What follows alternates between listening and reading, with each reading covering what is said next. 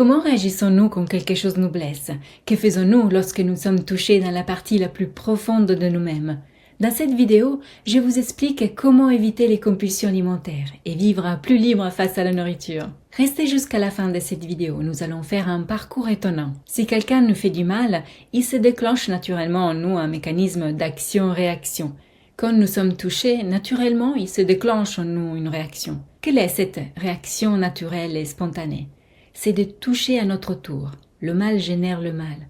Quand une personne est blessée, généralement, elle blesse à son tour. Quand une personne a reçu quelque chose ou un acte qui lui procure de la douleur, généralement elle exprime cette douleur en provoquant de la douleur aux autres, même involontairement. Ça peut devenir dramatique si nous rentrons dans cette spirale de mal.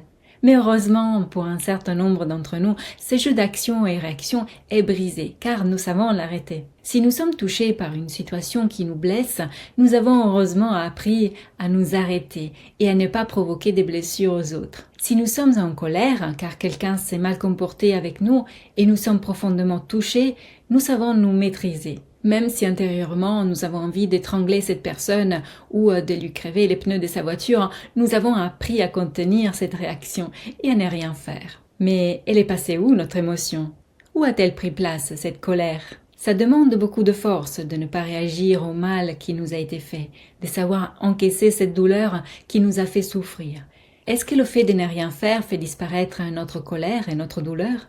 Certainement pas. Hélas, pour un certain d'entre nous, nous avons l'impression de pouvoir gérer cette souffrance, mais tout d'un coup, nous craquons sur la nourriture. Nous faisons un excès alimentaire ou d'alcool. Le fait d'avaler des gâteaux, du chocolat ou autre chose qui nous procure du plaisir soulage temporairement notre souffrance et nous donne un peu de réconfort. C'est un peu comme si quelqu'un nous prenait dans ses bras, sauf que quand nous faisons cela, la plupart du temps, nous sommes seuls. Et c'est cette solitude qui nous autorise à déraper avec les aliments ou les boissons.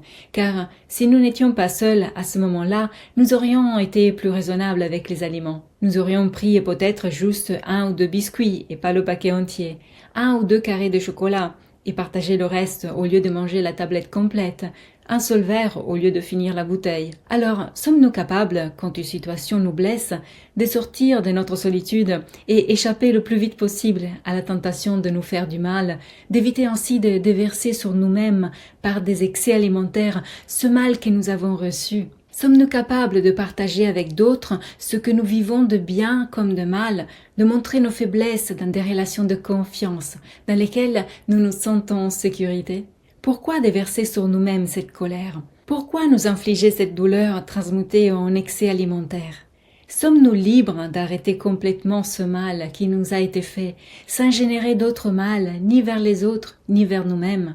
En réfléchissant bien, si nous réagissons au mal qui nous a été fait en faisant du mal à nous-mêmes ou aux autres, finalement nous ne sommes pas libres. Ce sont les autres qui décident à notre place.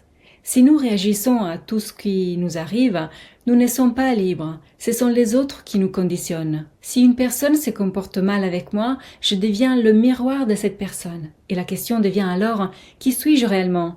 Puis-je réellement choisir et décider de mes comportements? La personne libre est celle qui peut choisir de ne pas faire du mal, ni aux autres, ni à elle-même. Ça vous parle? Comment réagissez-vous quand quelqu'un fait ou dit quelque chose qui vous blesse? Racontez-moi votre expérience. J'aimerais connaître si vous avez vous aussi des astuces pour éviter de retourner votre énervement contre vous à travers la nourriture. Ou si vous arrive de vous venger sur une boîte de biscuits ou une tablette de chocolat. N'ayez pas honte, car je l'ai fait moi-même pendant longtemps avant de comprendre les mécanismes qui soutiennent certains comportements compulsifs avec l'alimentation. J'aurais tant aimé à une certaine époque que quelqu'un m'explique le fonctionnement de tout cela, car il m'aurait évité certains problèmes de santé. Je crois qu'il ne faut pas garder ces choses-là pour soi, mais qu'il fait du bien d'en parler et d'écouter aussi d'autres personnes en parler de leurs expériences. Ça nous fait évoluer et surtout éviter de nous nuire inutilement. Alors, si vous partagez cette vision des choses sur la nourriture, abonnez-vous à cette chaîne pour qu'ensemble, nous allons plus loin à travers une meilleure compréhension des compulsions alimentaires et des solutions pour en sortir. Et n'oubliez jamais qu'il est toujours le bon moment pour commencer à prendre soin de soi et de son assiette.